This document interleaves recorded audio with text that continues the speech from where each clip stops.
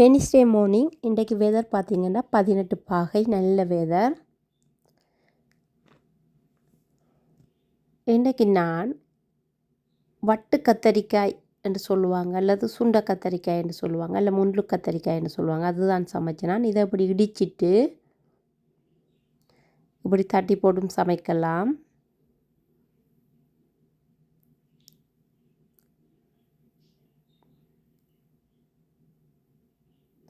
இல்லாட்டா விருப்பம் போல் இப்படி சின்ன சின்ன வெட்டிட்டு உள்ளுக்குள்ளே இருக்கிறத வெளியில் எடுத்துட்டு இந்த சீட்ஸ் எல்லாம் அப்படியும் சமைக்கலாம்.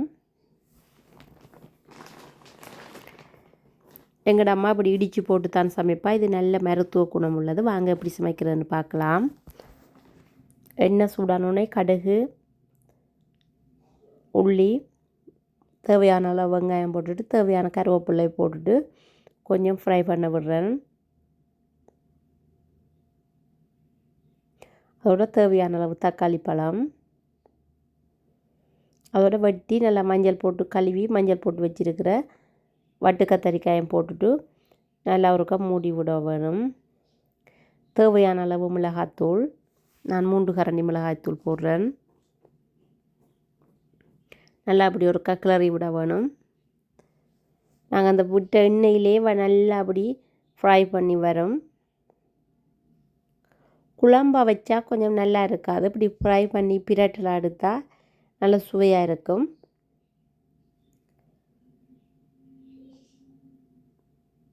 நல்ல மருத்துவ குணம் இருக்குது இந்த சுண்டங்கத்தரிக்காய் அல்லது வட்டு கத்தரிக்காய்ன்ற அந்த கத்தரிக்காயில்.